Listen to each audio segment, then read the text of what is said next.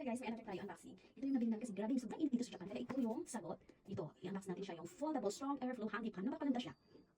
So, ano dito na i-unbox natin siya. Kasi dahil ito lang yan. So, dahil magagamit mo siya 9 to 11 hours. I-charge mo siya ng 4.5 hour.